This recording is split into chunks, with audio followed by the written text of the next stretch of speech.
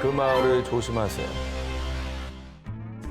울창한 숲과 계곡을 끼고 있어 천상의 풍경을 자랑하는 이탈리아 남부 바실리카타 지역의 한 마을. 와. 이거 뭐 안 가고 싶어요? 전망 죽인다. 지금 사진 찍은 이 자리에서 진짜 에스프레소 한 잔 먹고 싶네요. 자, 그런데 이 평화로워 보이는 마을이 간직한 충격적인 비밀이 있었습니다. 아이, 자동차 타이어 펑크 났는데? 아, 여길 지나는 게 아닌데. 아이, 진짜 꾸라로 마을의 저주인가? 아니 방금 너 뭐라 그랬어? 설마 지금 그 마을 이름을 얘기한 거야? 나조차 얘기 안 하고 있거든요. 아 여기서 얘기한 사람 한 기자님 뿐이네. 나 얘기 안 했잖아. 내 기사인데. 자, 이거는 사실 이탈리아, 아니 유럽에서 가장 저주받은 마을로 알려진 곳입니다. 인근 지역 주민뿐 아니라 이 마을 주민들 역시 이 마을의 이름을 입에 담는 것조차 꺼려해서 그 마을이라고 불리는 거예요. 그 마을. 이곳이 저주받은 마을이 된 이유는요. 1940년대 한 번도 패소한 적이 없었던 마을의 열성적인 변호사 바르질리오는 어느 날 재판 도중 만약 제 말이 거짓이라면 이 샹들리에가 바닥으로 떨어질 것입니다. 그러자 곧바로 샹들리에가 바닥으로 곤두박질. 그때부터 바르질리오는 마을에서 나쁜 징조의 대명사로 불렸습니다. 그런데 이후 마을에는 2개의 심장과 3개의 폐를 가진 기형아가 태어나는가 하면 갑작스러운 산사태 등의 자연재해와 자동차 사고 등 기이한 일들이 끊임없이 발생. 이에 사람들은 바르질리오가 마을에 저주를 내린 것이라 여겼습니다. 게다가 1950년대는 흑마술을 사용해서 이탈리아 남부에서 가장 유명했던 마녀 마시아레의 은신처가 이 마을이라고 알려지면서 마을에 대한 공포심은 더욱 커졌습니다. 이후에 이 마을은 사악한 존재가 사는 마을이라고 소문. 이 마을의 이름을 입에 올리지 않게 된 겁니다. 한 기자님만 언급을 한 겁니다. 아니, 그렇다고 이 취재한 기자가 이렇게 성의 없이 마을 이름을 한 번도 말 안 하고 계속 이 마을 하실 거예요? 왜 그 마을이? 딱 알아듣겠는데. 이탈리아 가서 그 마을 하시면. 아, 나는 왜 말한 거야? 자, 근데 너무 걱정하지 마세요. 그래요? 이 저주를 푸는 방법이 있습니다. 아호. 꾸라로 마을의 저주인가? 마을의 이름을 말하게 된다면 행운의 나무를 만져서 이 아군을 몰아내면 된다고 하는데요. 행운의 나무를 만지기 위해서는 어쩔 수 없이 이 마을을 방문하셔야 돼요. 목적지를 한 번 더 얘기하고 나무 만지러 가야겠네. 가야겠네. 저 동네에 있는 모든 나무는 다 만지고 와야겠네. 유럽에서 가장 저주받은 마을. 혹시라도 이탈리아 남부 지역에 가신다면 그 마을을 조심하세요. 모모를 향한 다이아몬드의 저주. 지난 2023년 5월 6일 영국에서 열린 찰스 3세 왕의 대관식. 70년 만에 역사적인 대관식에 전 세계가 주목했습니다. 그런데 일각에서는요. 왕이 그 왕관을 쓰지 않았던데? 그 왕관의 다이아몬드 때문이겠지. 저주를 피하려고 그런 게 분명해. 약 105캐럿의 거대하고 영롱한 자태, 세계에서 가장 오래된 다이아몬드로 알려진 코히누르. 1952년 엘리자베스 2세 여왕도 생전 즉위식 때 이 코히누르가 세공된 왕관을 수여받았는데요. 그런데 찰스 왕의 즉위식 때 이 코히누르 왕관이 소외되자 코히누르의 저주 때문이라는 소문이 떠돈 겁니다. 코히누르의 저주란 이 다이아몬드를 소유한 자가 세상을 소유하게 될지어다. 하지만 최악의 불행도 알게 될 것이니 오직 신과 여성만이 그 불행을 피할 수 있을 것이다. 코히누르를 소유한 남성은 피의 저주를 받게 된다는 것이었습니다. 오. 남자만 받는다는 거예요, 저주를? 그러니까. 그렇습니다. 특별한 이유가 있어요? 코히누르는 13세기 인도의 한 광산에서 처음 채굴된 것으로 알려졌는데요. 코히누르의 저주의 첫 번째 희생자, 인도 무굴 제국의 초대 황제 바부르였습니다. 1526년 무굴 제국을 건국한 강인한 황제였던 그는 재위한 지 불과 4년 만에 갑작스러운 중병으로 사망. 그리고 다음 희생자 무굴 제국 2대 황제 후마윤과 5대 황제 샤자한. 아버지로부터 코히누르를 물려받은 후마윤은 1556년 궁전 도서관 계단에서 낙상, 허망한 죽음을 맞이했고요. 역시 막강한 권력과 부를 누리던 샤자한은 자신의 아들에 의해 강제 퇴위. 이후 아그라 요새에 유폐된 그는 결국 감옥에서 쓸쓸한 최후를 맞이했는데요. 그래가지고 자기가 짓고 있던 타지마을만 보이는 아그라 궁에 갇혔잖아요. 아들이 아주 잔인하게 했지. 근데 그 왕도 저 저주의 희생자다. 저 코히누르를 가졌던 사람인 거죠. 그리고 코히누르 저주의 다음 희생자는 페르시아의 왕 나디르 샤였습니다. 당대 최강의 전쟁 영웅이었던 그는 1739년 무굴 제국의 수도를 침공. 이때 코히누르를 약탈했는데요. 그런데 나디르 샤는 최측근 부하들에 의해 암살. 코히누르의 저주처럼 모두 비참한 최후를 맞이했습니다. 제일 비참한 게 최측근한테 암살당하는 그렇지. 믿는 사람한테 발등 찍히는 거니까. 아니 근데 왜 남자한테만 해당이 되냐고요. 아니, 이제 확실합니까? 여자는 다 피해갔다는 게? 아, 그렇습니다. 이 전쟁 배상금으로 코히누르를 손에 넣은 영국 동인도 회사는 1849년 영국 빅토리아 여왕에게 코히누르를 헌상했습니다. 남자들에게만 발현된다는 코히누르의 저주가 사실이었을까요? 이후에 코히누르는 영국의 여왕 혹은 왕비의 왕관에 세공돼 전해졌고 정말 신기하게도 코히누르의 저주는 재발현되지 않았습니다. 그리고 찰스 3세 국왕이 즉위한 지금 런던 탑에 조용히 잠들어 있는 코히누르.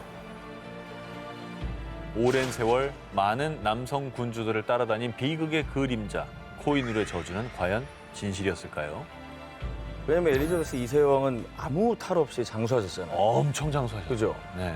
야, 근데 좀 안타깝다. 그렇게 크고 아름다웠는데 이 저주가 걸려있다는 거. 5대 저주를 실현시킨 돌. 2005년 영국 칼라일 지역 주민들이 시 당국에 강력히 항의. 아, 그 돌 때문에 우리 모두 저주를 받은 거라고요. 당장 철거하세요. 4년 전인 2001년 칼라일의 한 박물관에 설치된 현대 예술품. 7톤 상당의 거대한 바위, 일명 저주의 돌을 철거하라는 항의가 쇄도했습니다. 근데 글씨가 많이 있는데? 저주의 내용인가요? 근데 뭐 현대 예술품인데 저게 무슨 저주와 무슨 관련이 있는 거야? 나는 근데 저 문구가 뭐 좀 깨름직할 것 같아. 문제는 이 돌에 새겨진 글귀. 나는 그들의 머리와 그들의 모든 머리카락을 저주한다. 나는 그들이 가는 것을 저주하고 나는 그들이 타는 것을 저주한다. 나는 그들이 먹는 것을 저주하고 그들이 마시는 것을 저주한다. 아유, 그럼 저 문장들이 전부 저주의 주문 같은 거예요? 돌에 새긴 글귀는 사실 16세기의 저주문. 1525년 글래스고 대주교 개빈 던바가 평소 약탈을 일삼으며 지역민들을 괴롭히던 리버 가문과 그 후손들에게 내린 저주, 일명 저주의 감시였습니다. 모든 저주의 어머니라고 불릴 정도로 그 사악한 고대 저주문을 돌에 새겨 존재를 드러나게 한 탓에 저주가 발현됐다는 겁니다. 아, 영화 보면 뭐 읽어서 막 수백 년간 네. 감싸져 있던 저주가 풀린 뭐 이런 막 그냥 것처럼. 봉인같이 이렇게 있었던 거죠. 봉인이 풀렸다. 아니 근데 저주가 발현이 됐다고 하는데 뭐 어떤 저주가? 정말 저주의 글귀가 가진 힘이 있었던 걸까요? 2001년 지역 박물관에 이 돌이 설치된 뒤 칼라일 지역에 부지역, 홍수, 대형 화재가 잇따라 발생. 공장 폐쇄로 지역 경제도 악화. 이렇게 유독 끊임없이 칼라일 지역의 악재가 끊이질 않았는데요. 심지어 지역 주민들의 항의로 이 저주의 돌을 철거하려던 지역 시의원이 갑작스럽게 사망. 고대 저주가 실현된 곳이라며 지역 주민들은 공포에 떨었습니다. 저 뭐 영험한 힘이 있네. 그런데 말입니다. 정말 아이러니컬하게도 이 저주의 돌을 제작한 사람이 16세기 저주받았다는 리버 가문의 후손이었습니다. 왜? 저 사람 혹시 저거를 제작하면서 이제 저희 집안 말고 딴 데로 저주를 옮겨주세요 뭐 이런 걸 한 거 아닐까요? 왜 우리 선조만 당해? 그러니까 이놈들아. 딴 데로 돌린 거라니까. 저주를 되돌린다. 그렇지. 자, 하지만 그는 이 저주의 돌이 단지 예술품일 뿐이라고 주장. 결국 저주의 돌은 철거되지 않았고요.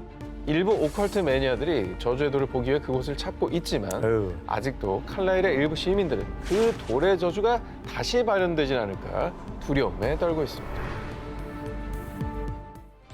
주의, 절대 가까이 하지 말 것. 이번엔 미국에 위치한 한 초자연 박물관에서도 무려 취급 주의, 유일하게 만질 수 없다는 한 석상을 보여드리겠습니다. 아, 보여주지 마. 알. 아, 만지면 안 되는 거지. 아, 보면 돼? 보는 건 괜찮잖아. 괜찮습니다. 안 만질 거야. 만지고 가까이 한 자마다 불행과 고통을 받는 한 노파의 혼이 깃든 저주의 석상이기 때문인데요. 아, 근데 보기도 싫다. 아유. 끔찍하다. 저기다 못을 저걸 박아놨어. 에이. 이 석상은 뉴욕 캐츠킬에서 등산 중이던 두 남성이 한 동굴에서 발견했습니다. 석상의 눈엔 불길하게도 6개의 녹슨 못이 박혀 있었고요. 아유. 목엔 더러운 끈이 단단히 감겨 있었습니다. 두 남성 중 한 명은 끈을 제거하고 집에 석상을 들였는데요. 하지만 그 선택을 해선 안 됐었습니다. 석상이 왜 거실에 있지? 서재도 썼는데. 에? 도대체 며칠째야? 누가 계속 나를 지켜보고 있어? 잠을 못 자겠어. 집에서 진흙이 묻은 발자국과 함께 연못 냄새가 강하게 났고요.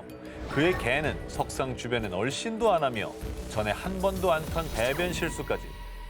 그리고 석상이 집에 온 지 일주일째 되던 날 수척한 노파 유령이 물을 뚝뚝 떨어뜨리며 어머. 그의 앞에 나타났습니다. 뭐야? 어떻게? 결국 그는 석상을 초자연 박물관에 떠넘기듯 기증했는데요. 하지만 석상의 저주는 박물관 큐레이터들에게도 옮겨왔습니다.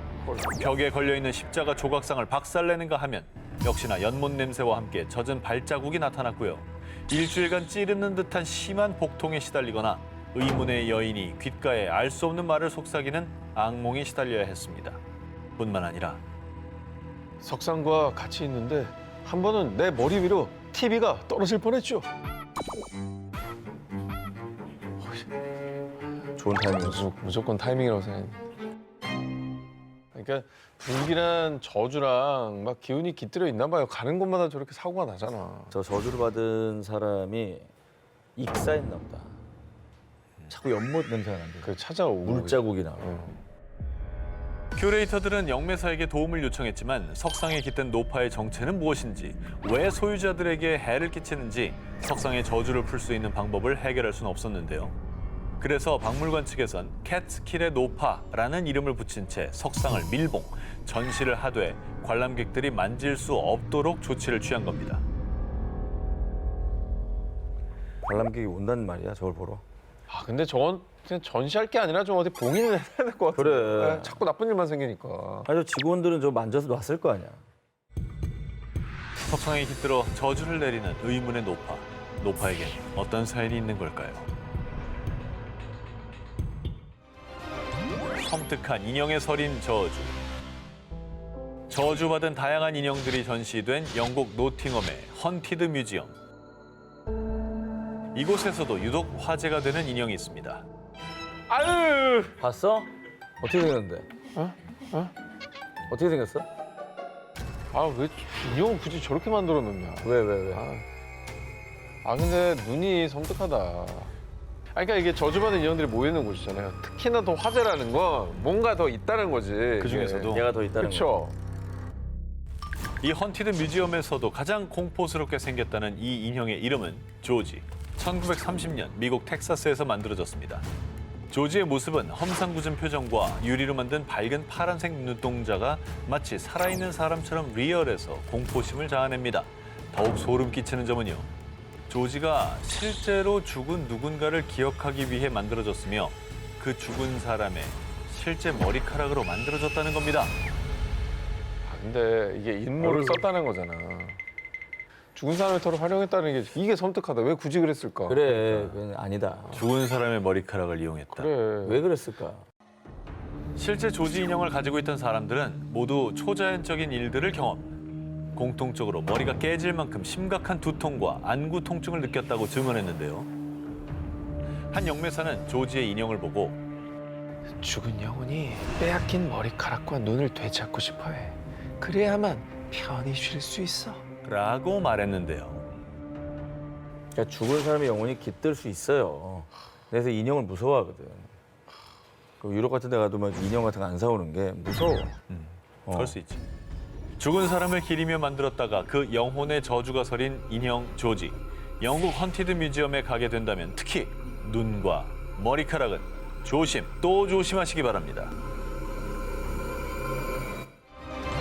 모모의 끝없는 비극. 2020년 7월 한 저택의 수영장에서 한 여성이 의문의 사고로 사망하는 사건이 발생했습니다. 그런데 이 소식이 전해지자 사람들 사이에서는 또야? 그 가문의 저주가 시작된 게 분명해. 그녀의 죽음이 저주 때문이라며 수군거렸습니다. 의문사한 그녀의 이름은 아너 울로스. 맥주 명가로 유명한 G사의 창립 가문 벤자민 기네스의 외손녀였습니다. 가문의 저주라니. 그럼 이런 의미서가 뭐 처음이 아니라는 거예요? 그렇죠. 세계적인 맥주 명가의 저주.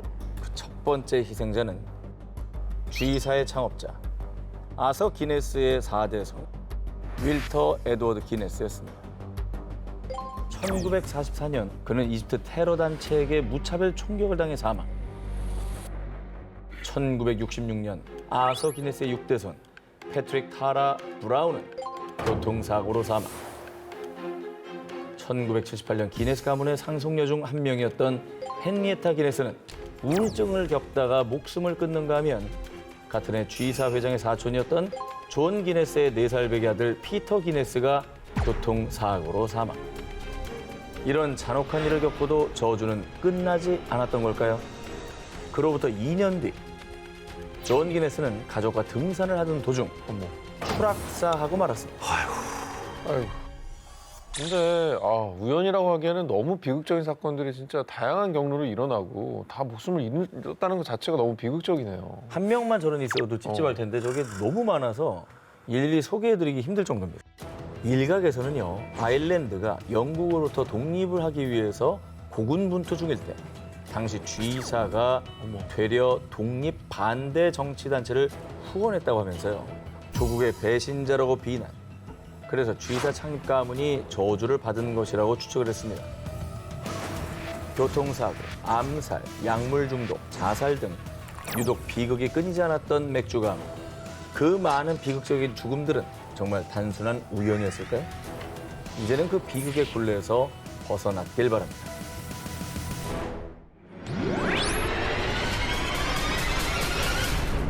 이번 특종은 사연으로 소개해드리겠습니다. 남편이 회사 직원이랑 바람났어요. 서로 피 흘릴 정도로 싸워서 헤어지게 해주세요. 학생 때 절 왕따 시켰던 친구한테 복수를 하고 싶어요. 걔가 하는 일마다 다 망하게 해주세요. 저주하는. 일본이 저런 게 좀 있잖아요. 막 저주하고 그러는 거. 근데 좀 나 섬뜩하네요. 내용도 강하고. 네. 죽이고 싶을 만큼 증오하는 사람이 있습니까? 니들 다 죽여버릴 거야. 대신 저주해드립니다. 바로 일본에서 성행 중인 일명 저주 대행업체의 이야기입니다. 별걸 다 대행하는구나. 그렇죠. 네, 일본에 현재 운영 중인 저주 대행업체만 수십 곳. 업체마다 차이는 있지만 한 달에 최소 40건에서 100건까지 고객들의 저주 상담이 들어올 정도로 저주 대행이 인기라는데요. 심지어 가장 유명한 저주 대행업체는 무려 40년 경력을 자랑한다고 합니다. 아니 근데 사실 뭐 이렇게 무당도 아니고 저주를 전문적으로 대행해주는 업체가 있다는 게 너무 신기하네요. 아니 그리고 이게 뭐 사실 효과가 있겠어요? 이걸 뭐 돈을 받고 있으니까 저렇게 하겠죠. 효과가 없다고 생각하시나 보죠? 효과 있을 것 같아. 자, 지금부터는 제가 직접 취재한 저주 대행업체 서비스 절차를 설명드리겠습니다. 먼저 이메일, 전화, SNS를 통해서 업체 전문 주술사에게 상담을 접수하고요. 고객 본인과 저주 대상의 이름, 생년월일, 생시, 관계 등과 함께 상대방을 어떻게 저주하고 싶은지 내용을 전달하면요. 업체에서 가격 산정 후 고지, 그리고 소위 대행비를 선지급하면 업체가 저주 대행에 나선다고 합니다. 그러면 보통 이 단가가 어느 정도 뭐 하겠다는 얘기는 아니고요. 굉장히 관심을 네. 어떻게 이메일 드려요? 이제 예. 어디 뭐 누구 이 안에 있는 건 아니죠. 잘할게. 뭘 그렇게 또 그렇게. 이제 일단 한번 업체까지 부르려고. 죄송한데 일단 가격 들어보고. 들어보고. 예. 가격도 업체에 따라 차이가 있겠지만 간단히 기도만 하는 거는 약 77,000원. 가벼운 사고나 잠깐 아팠다가 회복하는 정도의 저주는 약 13만 원에서 26만 원 정도 하고요. 그리고 신사에 가서 일주일 이상 저주를 부르는 코스는 기간과 저주 강도에 따라 약 20만 원에서 650만 원까지 다양합니다. 아주 강력하고 무서운 저주는 부르는 게 값이라고 합니다. 아니 뭐 메뉴판에서 음식 고르는 것처럼 저주를 고르는 건데 아니 그 대체 그 어떻게 저주를 대신해 준다는 거예요? 지금 오 기자의 머릿속에는 이 대행비만 받아서 아무것도 안 하는 거 아니냐라는 의심이 가득합니다. 신사에 매일 가는지 어떻게 체크할 거야? 그러니까 솔직히 그래서 실제로 일본의 저주 대행 업체에서 저주를 행하는 모습을 준비했습니다. 영상 보시죠. 영상이 있어.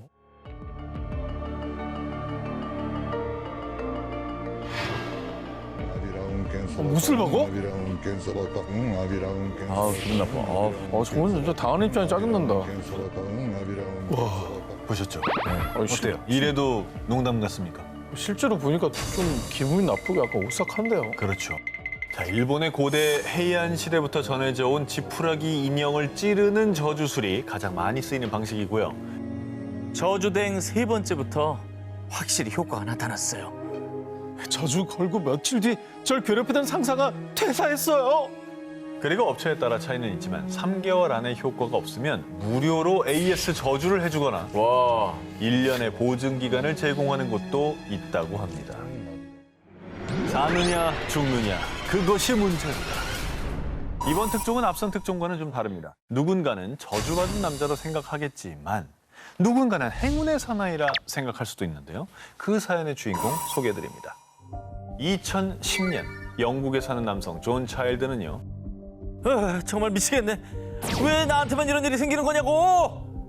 반복되는 악재, 자신의 인생이 저주받은 것일지도 모른다고 생각했습니다. 사건의 발단은 1999년 2월로 거슬러 올라갑니다. 안 되는데? 어머 어떡해. 정말 죄송해요. 빨리 병원에 같이 가시죠. 한 여성의 차량과 충돌하는 교통사고를 당한 존. 그런데 말입니다. 그는 이때 알았을까요? 이 사고가 저주의 시작인 걸 말이죠. 첫 사고를 당하고 얼마 지나지 않아 존은 또다시 교통사고를 당했는데요. 아니 근데 뭐 교통사고는 살면서 또 겪을 수도 있는 일이니까 이게 뭐 저주라고 하기까지는 아직. 아직은 뭐. 두 번 갖고는 부족하다. 그렇죠. 저 정도면 액땜했다 생각할 것 같아. 아, 그래요? 자, 과연 그럴까요? 존은 그 이후로도 자동차 추돌 사고를 무려 5번, 뺑소니 사고는 3번이나 겪었는데요. 게다가 또 교통사고가 나면 어떡하지? 이번엔 자전거를 타야겠어. 존은 연이은 자동차 사고를 피하기 위해 자전거를 타고 나갔지만 이번엔 버스와 충돌. 심지어 교통사고를 당한 후 수술을 받으려고 병원으로 향하던 중 얼룩말대와 부딪히는 황당한 사고를 겪기까지 했습니다. 저기 아까 영국이라고 하지 않았나요? 영국입니다. 아니, 어떻게 얼룩말대랑 부딪힐 수가 있어요? 영국에서요? 네. 지브라? 그렇게 존은 1년에 한 번씩, 어쩔 땐 한 달에 2번이나 사고를 당하는 등 그렇게 지난 10년 동안 총 10번의 교통사고를 당했고요. 야, 저건 좀 이상하다. 근데 저 정도면 운전을 못하는 거 아닌가? 아, 운전을 못하는 것이다. 본인의 어떤 미숙으로. 그럴 수 있지. 오. 아닙니다. 존은 이 저주의 시작인 1999년 교통사고를 당하기 전에는요. 28년 동안 무사고 어머나. 안전운전을 하는 베스트 드라이버였습니다. 게다가 그간의 사고 역시 대부분 존의 과실이 아니었습니다. 집 밖을 나가기 싫겠다, 그러니까. 약간 영화 데스티네이션 느낌도 좀 나고. 무서울 것 같아요. 최후의 수단으로 10년간 살던 정든 집을 떠나며 이런 말을 남겼습니다. 이젠 정말 악몽이 끝났으면 좋겠어요. 어딘가에 숨어있는 내 행운이 돌아오길 바랄 뿐입니다. 아니 근데 반대로 생각하면 정말 큰 사고 중에도 결국에는 살아 계신 거잖아요. 그러니까 어쩌면 진짜로 행운의 여신은 이분을 위해 손을 흔든 게 아닌가 긍정의 싶어요. 마인드네. 네. 인도 버려진 마을의 미스터리. 인도 라자스탄의 자이살메르 인근에 타르 사막에 위치한 마을 풀다라. 이 마을은 13세기 실크로드 인근에서 번창한 아주 부유한 브라만 카스트들의 타운으로 한때는 1,500명이 넘는 주민들이 거주하며 번영했던 마을이었습니다. 그런데 말입니다. 이렇게 번영했던 마을이 1825년 어느 날 마을 사람들이 한꺼번에 감쪽같이 사라지며 그 후로도 쭉 아무도 살지 않는 죽음의 땅이 됐습니다. 풀다라 마을이 폐허가 된 이유는 누군가의 저주 때문이라고 합니다. 아니 저 정도로 지어놓고 살았으면 진짜로 경제적으로 좀 부유했던 건데. 부촌이죠, 부촌. 예. 예. 야, 저거를 어느 날 갑자기 버리고 그냥 마을 사람들이 다 떠났다고요? 그렇죠. 전해지는 얘기에 따르면요, 19세기 자이살메르 왕국의 총리자 성직자였던 살림 싱이 있었는데요. 쿨다라 족장의 딸과 결혼하고 싶소.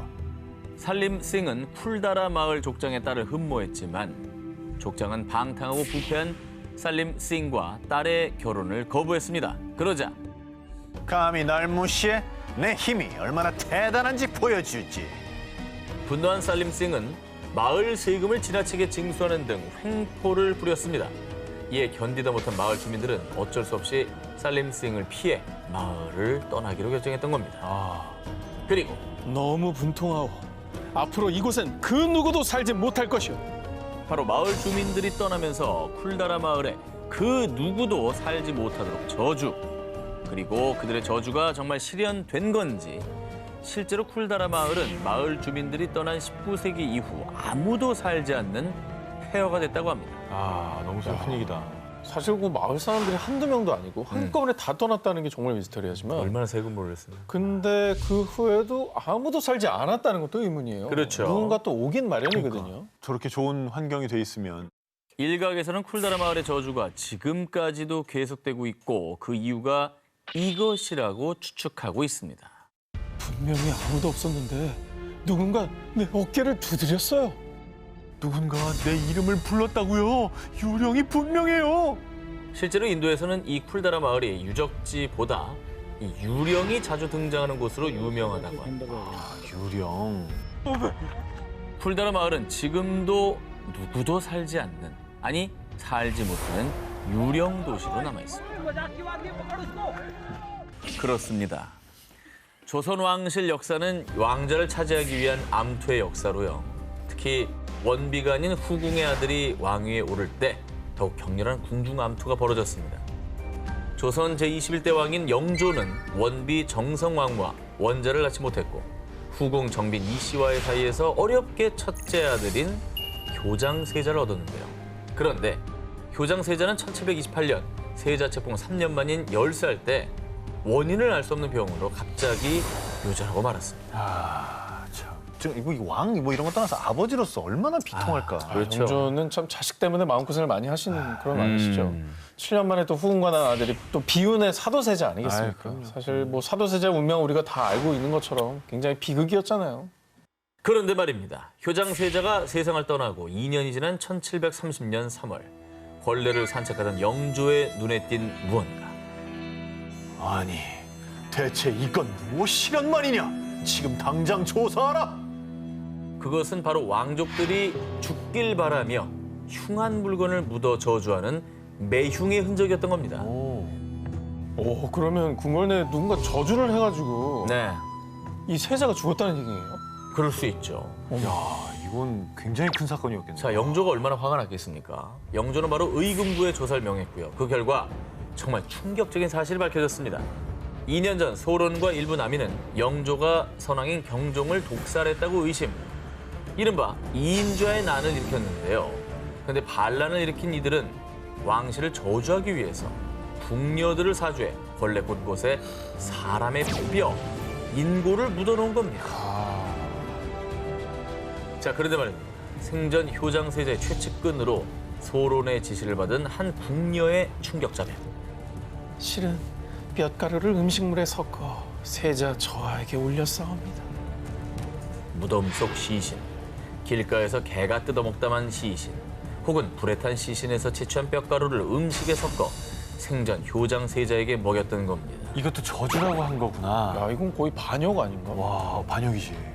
독살을 기도한 거나 마찬가지죠. 그렇죠. 아니, 이거 자체가 독살이죠. 아, 그리고 실제로 세상을 떠나셨잖아요, 효장 세자가. 네네. 이거 이 때문이 아닌가 싶기도 하네요. 어떻게 사람한테 저런 걸 먹이냐.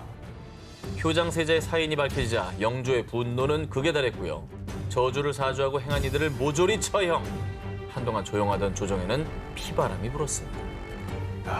실제로 조선왕실에서 이렇게 저주가 행해졌고 그로 인해서 사람이 죽었는데 그게 다름 아니라 세자야. 그렇지. 이게 너무 충격적이네. 야, 궁중 암투가 이게 정말 진짜로 무시무시했네요. 한 화가를 덮친 모모모의 저주. 이번 특종은 고양이를 그린 작품부터 보여드리겠습니다. 어느 쪽 화가의 작품이 더 마음에 드시나요? 누가 봐도 귀여운 건 왼쪽이고 오른쪽은 약간 도깨비스러워요. 그런데 이 두 고양이 그림을 그린 화가는 한 사람, 동일 인물이었습니다. 바로 영국의 국민 화가 루이스 웨인이었습니다. 아니 한화가 그린 거라고요? 너무 다르지 않나요? 화풍이 확 달라졌네. 뭐 사람 스타일은 변하지만 진짜 완전 극적으로 변했네요.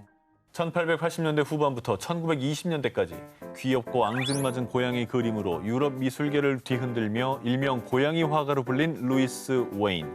그런데 그의 작품이 변하게 된 데는 고양이의 저주가 숨겨져 있다고 전해지고 있습니다. 1880년대 중반 새끼 길고양이 피터를 구조한 뒤 고양이의 매력에 흠뻑 빠진 루이스는요.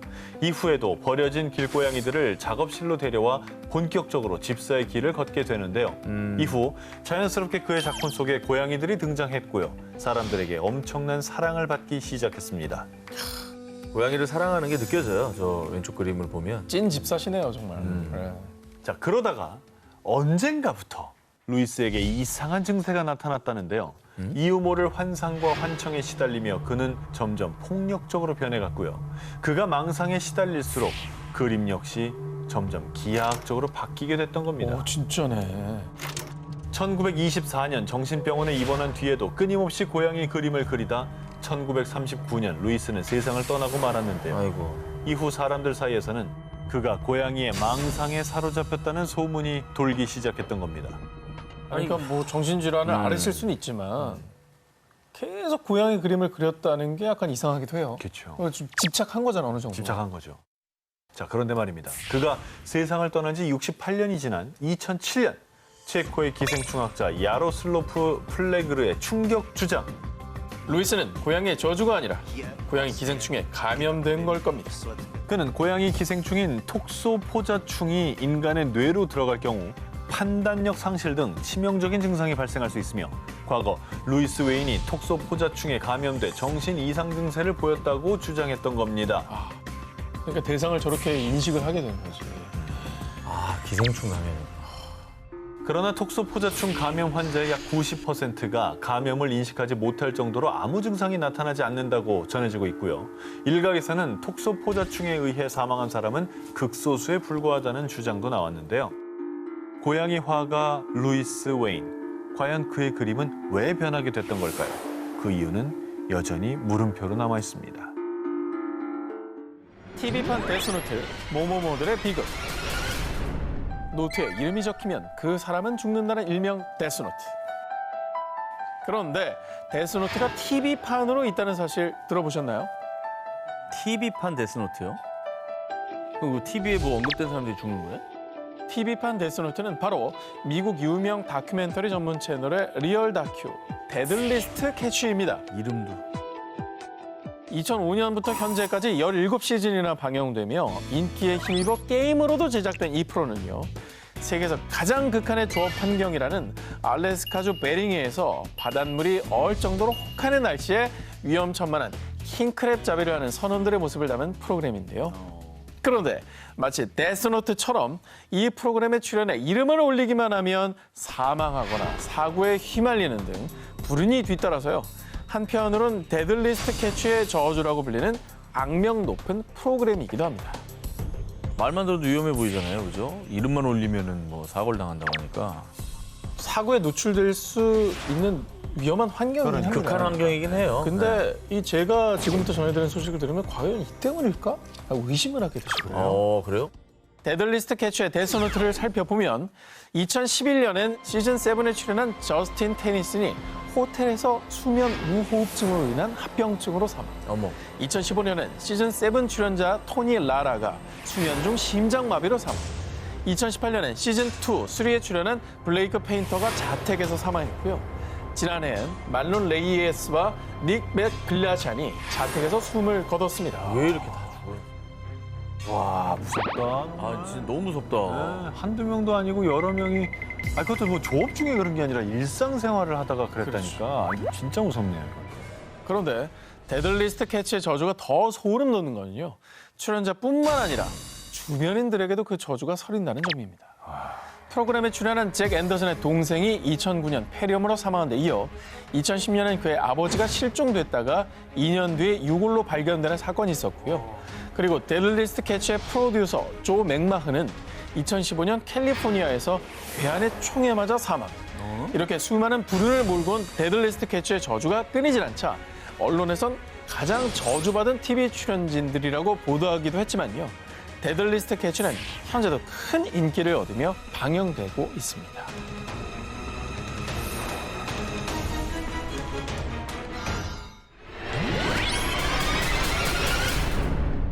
명실상부한 대한민국의 명문대 서울대학교.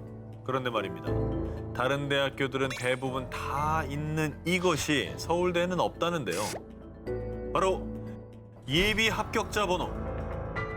합격자가 등록을 포기했을 때를 대비해서 불합격자에게 차례로 주어지는 예비 번호. 하지만 서울대에서는 알려주지 않는다고 합니다. 그런데 그 이유를 두고 아주 오래전부터 떠돌던 한 괴담. 풍문에 의하면요. 2000년대 초까지만 해도 아싸! 나 예비 1번이다. 제발 되게 해주세요. 이렇게 서울대에도 예비번호가 있었답니다. 그런데 이 예비번호 때문에 큰 비극이 있었다는데요. 당시 서울대 의대 입시에서 예비번호 1번을 받은 학생이 자신의 합격을 위해 끔찍한 계획을 세웠으니 바로 살인 청부. 그런데 다행히도 청부살인은 미수에 그쳤지만 이 사건이 알려져 이후 서울대에선 수험생들에게 예비번호를 알려주지 않게 됐다는데요. 게다가 한 커뮤니티에 서울대 입학처에 확인해보니 사실이라는데요? 라는 인증글까지 올라와 논란에 덧불을 붙였죠. 뭐 말씀하신 그런 그 괴담이 뭐 좀 신빙성이 있잖아요. 왜냐면 워낙에 입시 위주의 시스템이고 서울대 만능주의고 그런 게 좀 만연했었으니까요, 당시에는. 뭐 오죽하면 예서가 김주영 선생님을 고용해서 맞아요. 코디네이터를 받겠습니까? 맞아요. 서울대에 가려고 한 거 아닙니까? 그래서 어떤 얘기가 돌았냐면 드라마가 서울대 청부 살인 사건을 모티브로 한 거 아니냐 뭐 이런 글도 있었고요. 그 사건이 다시 화두에 오르면서 실시간 검색어에 서울대 의대 청부 살인이 오르기도 했었습니다. 실검에 하지만 이 괴담에 대해 서울대 관계자는요. 대응할 가치가 없습니다 라고 답했고요. 무엇보다 이 괴담에 산통을 깨는 진실이 있었으니 서울대는요. 예비번호가 원래부터 없었습니다. 아 있다가 없어진 게 아니고 한 번도 있었던 적이 없대요. 아니 근데 왜 유독 다른 대학교는 알려준 데도 있는 걸로 알고 있거든요. 왜 그 학교는 안 알려주는 거예요? 모 신문 매체를 통해서 한 서울대 관계자가 답을 해줬는데 예비번호는 미등록자가 발생할 경우에만 사용하는 거지 사전에 공표할 수 있는 대상이 아니다라는 말을 했다고 합니다. 학생들을 둘러싼 입시, 성적 괴담, 이 모든 게 어쩌면 수험생들의 극심한 스트레스 때문에 만들어지는 괴담은 아닐까요? 저게 정답입니다. 괴담을 신봉한 소녀들의 최후. 2014년 6월 미국 위스콘신주에 있는 한 법원. 제1급 살인미수 혐의로 기소된 애니사 와이어와 모건 가이저가 법정에 섰는데요. 그런데 말입니다. 당시 피의자 신분인 와이어와 가이저 두 사람의 나이는 고작 12살. 아, 저 소녀들이 왜 그런 짓을 저질렀을까? 아니 그런 것도 아니고 1급 살인이라죠. 바로 한 달 전 2014년 5월로 가보겠습니다. 뉴트너, 오늘 우리랑 같이 숲에 가서 놀자. 같은 학교 친구인 페이튼 류트너에게 함께 놀자고 제안한 와이어와 가이저. 그런데 류트너가 숲에 도착하자마자 두 친구가 꺼내든 것은 흉기. 그들은 친구 류트너에게 무참히 흉기를 휘두른 다음 피를 흘리며 쓰러진 친구를 숲에 버려둔 채 유유히 현장을 떠났는데요. 아니 왜? 아니 애들끼리? 아니 숲으로 놀러 가자고 했던 게 유인한 거예요, 그럼? 한편 흉기에 무려 19차례나 찔린 류트너는 안간힘을 다해 숲 밖으로 기어 나왔고요. 다행히 인근 주민에게 발견돼 목숨을 건질 수 있었습니다. 아, 다행이다. 그리고 그 뒤 잔인무도한 수법으로 친구를 살해하려 한 와이어와 가이자는 곧바로 경찰에 체포됐는데요. 당연하지. 아, 미쳤나 왜 저랬냐? 그런데 두 소녀가 털어놓은 충격적인 범행 동기. 우리는 슬렌더맨의 저택에서 살고 싶었을 뿐이에요. 얼굴이 새하얗고 눈, 코, 입은 없으며 숲에서 아이들을 납치한다는 슬렌더맨. 이 슬렌더맨은 미국의 유명 공포 괴담 속 주인공입니다. 이 슬렌더맨은 2009년 미국의 한 사이트에 아이디 빅터 서지라는 사용자가 만들어 올린 가상의 캐릭터였습니다. 그런데 슬렌더맨 캐릭터를 본 누리꾼들이 재미삼아 슬렌더맨의 이미지와 납치 스토리를 꾸며냈고 이 괴담이 미 전역에 급속도로 퍼진 건데요. 그러나 인터넷에서 슬렌더맨 괴담을 본 뒤 그의 존재를 철석같이 믿게 된 두 친구 와이어와 가이저는요. 슬렌더맨의 부하가 되고 싶어. 재물을 바치면 우리 받아주지 않을까? 슬렌더맨 괴담에 빠져 친구를 죽이려 한 10대 소녀들. 결국 이들은 살인미수 혐의로 기소됐고요. 각각 정신병원 구금 25년, 40년형을 선고받은 것으로 전해졌습니다. 아무리 그래도 어쩜 저렇게 어리석을까. 괴담에 빠져 돌이킬 수 없는 죄를 저지른 소녀들. 꼭 뼈저린 반성을 하기 바랍니다.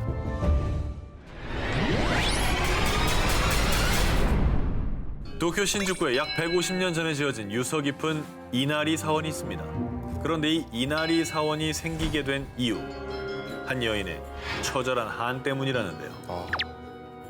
이 이야기는 아주 먼 옛날 1800년대로 거슬러 올라갑니다. 지금의 도쿄인 도카이도 요츠야에 사는 가난한 하급무사 이에모는 아리따운 여성 오이와를 보고 한눈에 반했는데요. 하지만 오이와의 아버지가 극심한 반대를 하자 이에모는 무참히 살해. 그 뒤 아무것도 모르는 오이와를 속여 혼인까지 하게 되죠. 그런데 돈도 없어 죽겠는데 자꾸 아프다고 골골대고 이제. 에이. 남편 이에몬의 사랑은 곧 차디차게 식고 몸이 허약한 아내 오이와를 인생의 걸림돌로 여겼죠. 그러던 어느 날 이에몬은 우연히 불량배에게 괴롭힘을 당하던 여성 우메를 구해주게 되는데요. 우메가 고위 관료의 딸인 걸 알게 된 그는 출세욕 때문에 또다시 추악한 만행을 저지르고 맙니다. 아내에게 강제로 독약을 먹인 겁니다. 아내 오이와의 아름다운 얼굴은 독 때문에 흉측하게 변했고 남편을 저주하며 서서히 죽어갔습니다. 이후 아내가 사망한 뒤 파렴치한 이에모는 우메와의 혼인을 강행하는데요. 그런데 혼인 전날 밤 강가에 웬 판자가 있지?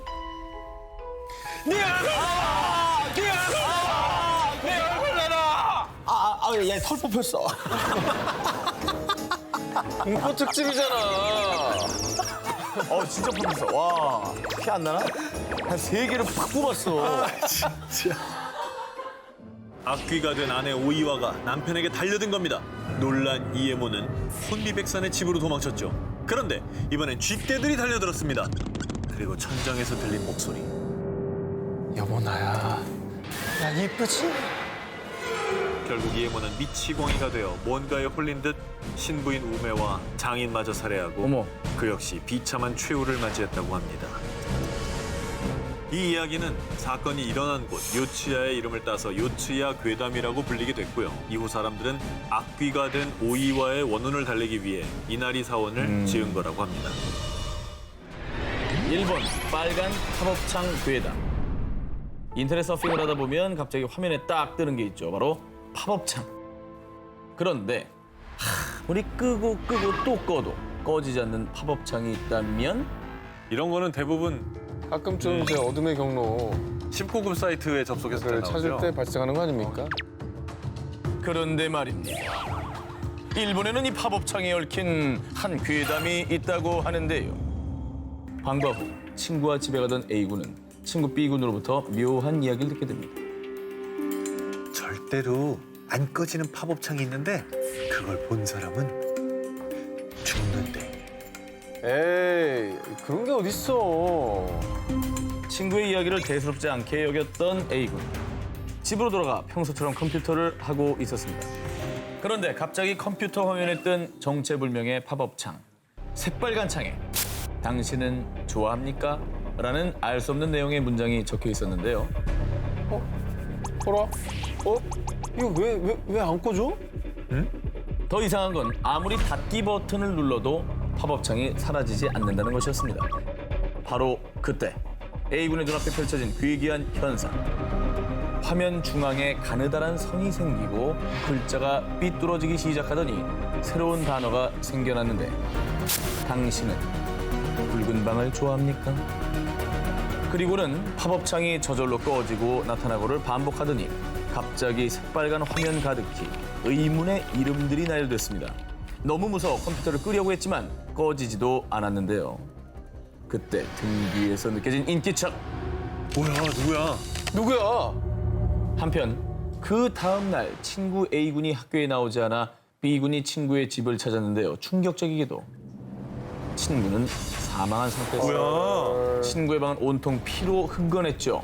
게다가 죽은 소년의 컴퓨터가 켜져 있었는데 그곳에는 정체불명의 이름들이 적혀 있었습니다. 그런데 화면을 유심히 살펴보던 B군은 그 자리에서 굳어버렸습니다. 그 이름들 끝! 가장 마지막에 있던 이름이 바로 죽은 친구 A군의 이름이었던 거죠. 연쇄살인인 거예요, 그러면? 일본 학생들 사이에서 도는 아주 무시무시한 빨간 팝업창 괴담이었습니다. 일본의 무인역, 키사라기역의 비밀. 2004년 일본의 한 인터넷 게시판에 퇴근길에 시즈오카현 하마마치역의 전철을 탔다는 그녀. 그런데 20분간 전철이 멈추지 않아요. 여기가 어딘지 모르겠어요. 아니 이게 무슨 말인가요? 역에서 문이 열리지 않았던 건가요? 이게 고장 난 건가요? 어딘지 모를 곳을 질주하는 전철. 게다가 주변 승객들은 모두 잠에 빠져 일어나지 않았다고 합니다. 와, 진짜? 흔들어도 기척도 없었다고 합니다. 그래서 무서운 마음에 실시간으로 자주 가던 인터넷 커뮤니티에 글을 올려 도움을 청한 것이었죠. 키사라기 역이라는 곳에 도착했어요. 일단 내리려고요.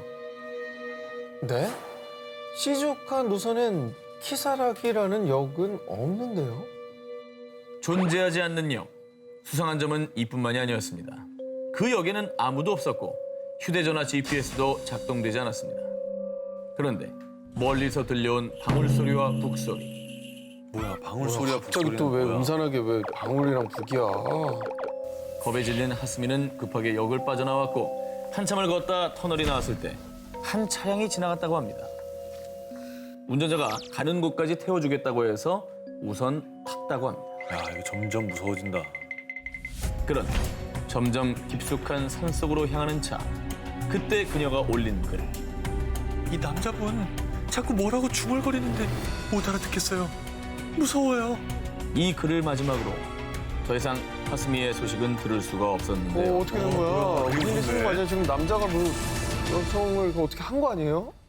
정말 무수한 생각들이 들죠. 그런데 더욱 놀라운 사실은 저도 키사라기 역에 다녀왔어요. 에? 몇몇 누리꾼들도 키사라기 역을 다녀온 적이 있다는 겁니다. 아니 없다며. 자, 이들의 말에 따르면 키사라기 역에는 몇 가지 특징이 있었다고 합니다. 미친 듯이 잠이 쏟아지고요. 모두 방울이나 북소리를 들었다는 점입니다. 그리고 역 주변엔 터널이 있었다고 하는데요. 그래서 일본 누리꾼들은요. 방울과 북소리는 저승에서 데리러 오는 소리다. 터널을 건너면 다시는 이승으로 돌아올 수 없다 등 키사라기 역이 저승으로 가는 역이라고 추측을 했습니다. 아니 그러면 갔다 왔다는 사람은 돌아온 거잖아요. 그 사람들은 대체 어떻게 된 거예요? 무사히 돌아온 사람들의 말에 따르면요. 절대 잠들지 말 것. 그리고 키사라기 역에 내렸다면 터널을 지나가지 말 것. 마지막으로 누군가 말을 건다면 절대로 대답하지 말 것. 헐. 자신들은 이렇게 해서 돌아올 수 있었다고 합니다. 이승과 저승의 경계라는 키사라기 역. 지금도 호기심이 많은 일본인들은 키사라기 역을 찾고 있다고 합니다.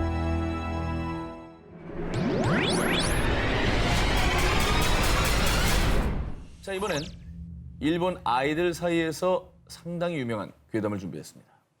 추억의 동요와 신곡을 소개하는 일본의 방송 NHK의 프로그램 모두의 노래. 무려 59년째 방영 중인 인기 방송이라고 합니다. 특히 2007년에 소개된 사토루 군이라는 노래가 어린이들 사이에서 큰 인기를 끌었는데요.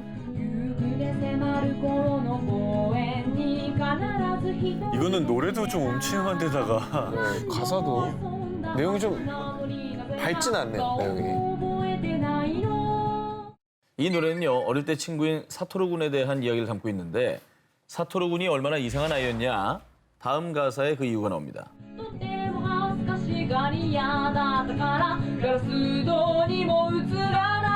아니 그럼 귀신인 거예요, 사토루가? 그런데 말이죠, 다음 가사에서는 이런 내용이 또 나옵니다.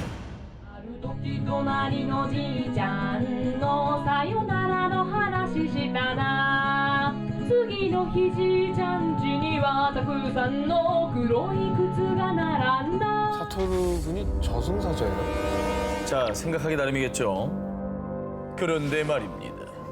일본 아이돌 사이에서 죽음을 예고하는 이상한 아이, 이 사토루 군을 직접 만날 수 있는 방법이 전해졌다고 하는데요. 그런 게 있어요? 우선 공중전화에서 10엔짜리 동전으로 자신의 휴대폰으로 전화를 합니다. 신호음이 가는 동안 공중전화 수화기에 사토루군, 이리 와주세요라고 3번을 말한 뒤 전화를 끊으면 24시간 내로 전화가 온다고 합니다. 나 너희 동네로 가고 있어. 누구야? 설마 사토루군? 이제 너의 집 앞이야. 전화로 자신의 위치를 알려주는 사토루군. 그리고 마지막으로 온 전화.